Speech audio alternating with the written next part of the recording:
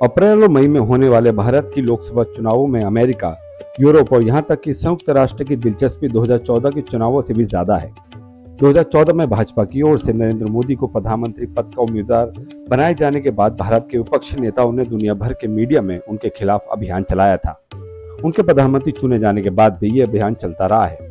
पिछले कुछ सालों में विपक्ष के प्रमुख नेता राहुल गांधी अपने विदेशी दौरे में मोदी सरकार पर संविधान और लोकसभा को कुचलने और अपने विरोधियों के खिलाफ संवैधानिक संस्थाओं के दुरुपयोग का आरोप लगाते रहे हैं। यहाँ तक कि भारतीय संसद के पारित कई बिलों को सुप्रीम कोर्ट में चुनौती दी गई और सुप्रीम कोर्ट के फैसलों पर भी सवाल उठाए जाते हैं। भारत के विपक्ष के उकसावे पर विदेशी मीडिया ने भी नागरिकता संशोधन कानून और कृषि कानूनों की गलत व्याख्या करने से परहेज नहीं किया।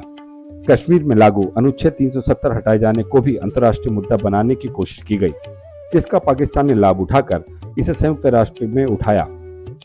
राहुल गांधी को जब मानहानि के केस में 2 साल की सजा हुई और सुप्रीम कोर्ट के फैसले और जनप्रतिनिधित्व का कानून के मुताबिक उनकी लोकसभा सदस्यता खत्म हो गई, तो उसकी भी विदेशी मीडिया और विदेशी सरकार ने गलत व्याख्या की। राहुल गांधी ने देश के बाहर जाकर कहा कि उन्होंने संसद में नरेंद्र मोदी के उद्योगपति गौतम अडानी से उनके रिश्तों पर सवाल पूछे थे, इसीलिए उनकी लोकसभा सदस्यता रद्द की गई। अमेरिकी सरकार ने तथ्यों की जानकारी लेने के बजाय राहुल गांधी के बयान को ही सच मानकर भारत के लोकतंत्र पर चिंता प्रकट की। ये कहा गया कि विपक्ष की आवाज को दबाने के लिए राहुल गांधी की सदस्यता रद्द की गई, जबकि कोर्ट के फैसले के कारण ही उनकी सदस्यता रद्द की गई और कोर्ट के फैसले से ही उनकी सदस्यता बहाल की हो गई। जब अरविंद केजरीवाल की गिरफ्तारी के मामले में भी अमेरिका, जर्मनी और संयुक्त राष्ट्र ने अज्ञानता भरी वही रुख अपनाया है। अज्ञानता नहीं बल्कि जानबूझकर भारत के खिलाफ बड़ी साजिश के तहत प्रतिक्रिया दी गई है। अमेरिका और जर्मनी ने आधिकारिक तौर पर भारतीय लोकतंत्र पर चिंता प्रकट की है।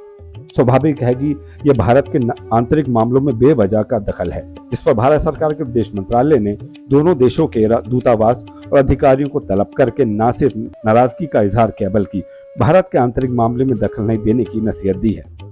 लेकिन अमेरिका और जर्मनी के बयान राहुल गांधी के पिछले साल ब्रिटेन में दिए गए बयान की तर्ज पर ही है, जिसमें उन्होंने कहा था कि अमेरिका और यूरोपीय देशों को भारत में लोकतंत्र पर मंडरा रहे खतरे पर आंखें मूंदे नहीं रहना चाहिए। अपनी भारत जोड़ो यात्रा के दौरान राहुल गांधी ने अमेरिका और ब्रिटेन में दिए भाषणों में मोदी के नेतृत्व में भारत में लोकतंत्र खत्म होने की बात कही थी। राहुल गांधी के अमेरिका और यूरोप के दौरे के बाद दिल्ली प्रदेश कांग्रेस और पंजाब प्रदेश कांग्रेस के विरोध के बावजूद कांग्रेस ने अरविंद केजरीवाल को विपक्षी गठबंधन में शामिल किया। जिस तरह अमेरिका में राहुल गांधी की लोकसभा सदस्यता खत्म होने पर सवाल खड़ा किया गया था, ठीक उसी तरह अरविंद केजरीवाल की गिरफ्तारी पर भी सवाल खड़ा किया। संयुक्त राष्ट्र की टिप्पणी और भी ज्यादा आपत्तिजनक है, जिसमें कहा गया कि लोकसभा चुनावों से पहले उनकी गिरफ्तारी के बाद दुनिया को उम्मीद है कि भारत में संसदीय चुनाव स्वतंत्र और निष्पक्ष होंगे। संयुक्त राष्ट्र के महासचिव एंटोनियो गुटेरेस के प्रवक्ता स्टीफन से एक प्रायोजित सवाल पूछा गया। सवाल पूछने वाला बांग्लादेशी पत्रकार मुशफिकुल फजल अंसारी पहले भी भारत विरोधी सवाल पूछता रहा है। वो बांग्लादेश में कई मामलों में वांछित है। अंसारी ने कांग्रेस के बैंक खाते सील होने और केजरीवाल की गिरफ्तारी को भारत में राजनीतिक अशांति करार देते हुए सवाल किया था। क्या भारत के कानून के अंतर्गत हुई ये दोनों घटनाएं राजनीतिक अशांति है? कांग्रेस के बैंक खातों को सील किए जाने पर अदालत ने कोई राहत नहीं दी। अलबत्ता आयकर विभाग की कार्रवाई को उचित ठहराया है, क्योंकि कांग्रेस ने आयकर से छूट हासिल करने के लिए समय सीमा में रिटर्न नहीं भरा और अपनी आय को छुपाया। उसी तरह अरविंद केजरीवाल की गिरफ्तारी पर भी कोर्ट ने कोई स्टे नहीं दिया, जबकि उनसे पूछताछ के लिए रिमांड दिया गया है। इसलिए पत्रकार का सवाल ही राजनीति से प्रेरित और प्रायोजित था और जवाब उससे भी अधिक प्रायोजित और राजनीति से प्रेरित था। संयुक्त राष्ट्र के प्रवक्ता स्टीफन ने पहले से लिखा हुआ जवाब पढ़ते हुए कहा कि भारत या जहां कहीं भी चुनाव होते हैं वहां सभी के नागरिक अधिकारों की रक्षा की जानी चाहिए। संयुक्त राष्ट्र के इस बयान को भारत में एक बड़ा मुद्दा बनाकर पेश किया गया। क्या यह संयोग है कि अरविंद केजरीवाल के वकील अभिषेक मनु सिंघवी ने भी दिल्ली हाईकोर्ट में लगातार नागरिक अधिकारों का हवाला दिया गया था? विपक्ष के लगभग सभी नेताओं और केजरीवाल के वकील ने कोर्ट में भी लोकसभा चुनाव के समय उनकी गिरफ्तारी पर सवाल उठाया था। अमेरिका, जर्मनी और संयुक्त राष्ट्र भी केजरीवाल की गिरफ्तारी को चुनावों से जोड़कर देख रहा है। आखिर ये जैसी भाषा कैसे आ रही है, जबकि केजरीवाल को पहला समन तो अक्टूबर 2023 में गया था। गिरफ्तारी से होने पहले 9 सम्मन भेजे गए थे। सम्मन का सम्मान न करने के लिए उन पर केस दर्ज हुआ, जिसमें उन्हें जमानत लेनी पड़ी। यहाँ तक कि जब केजरीवाल खुद राहत पाने के लिए हाईकोर्ट गए थे तो कोर्ट ने उन्हें कोई राहत नहीं दी थी। गिरफ्तारी के बाद भी वो जांच में ईडी का सहयोग नहीं दे रहे हैं उन्होंने ईडी को अपने फोन और अन्य इलेक्ट्रॉनिक डिवाइस के पासवर्ड देने से इनकार कर दिया। चुनाव से ठीक पहले विदेशों से नरेंद्र मोदी सरकार पर अचानक हमले तेज नहीं हुए हैं। उनकी पटकथा पिछले 2 साल से लिखी जा रही थी।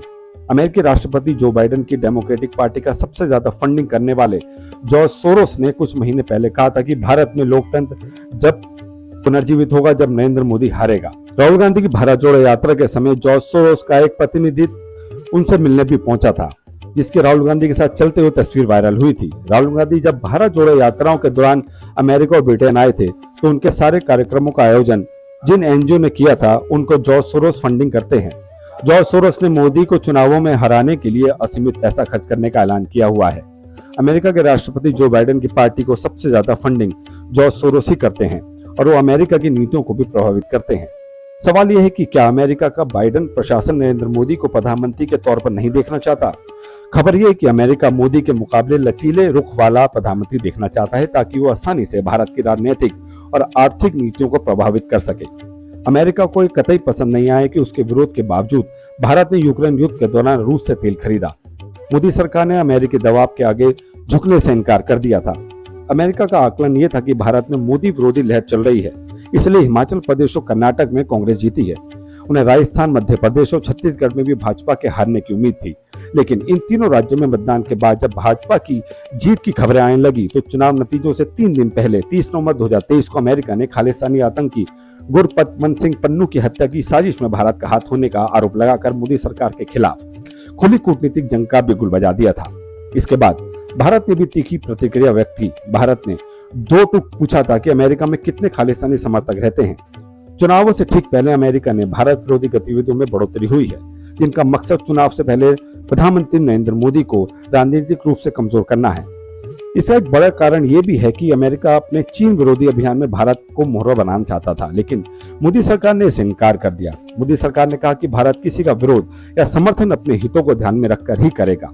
इसलिए मोदी इस चुनाव को भारतीय अस्मिता का चुनाव बनाकर लड़ रहे हैं ताकि अमेरिका अपनी मर्जी का कठपुतली प्रधानमंत्री बनवाकर भारत की नीतियों को प्रभावित न कर सके। भारत की 7% विकास दर के अनुमान से भी अमेरिका चिंतित है, क्योंकि दुनिया के सबसे बड़े बाजार वाला लोकतांत्रिक देश भारत आने वाले दशकों में अमेरिका की दादागिरी के लिए एक बड़ी चुनौती हो सकता है। मोदी सरकार की आर्थिक नीतियों का विरोध करने वाले रिजर्व बैंक ऑफ इंडिया के पूर्व गवर्नर रघुराम राजन ने इस भविष्यवाणी को ही गलत बता दिया कि भारत 7% विकास दर हासिल कर रहा है। संयोग से रघुराम राजन राहुल गांधी की भारत जोड़ो यात्रा में शामिल हुए थे। हाल ही में राहुल गांधी ने उनके साथ एक पॉडकास्ट भी शेयर किया था। आज के लिए इतनी ज्यादा खबरों के लिए देखते रहिए वी नेशन न्यूज।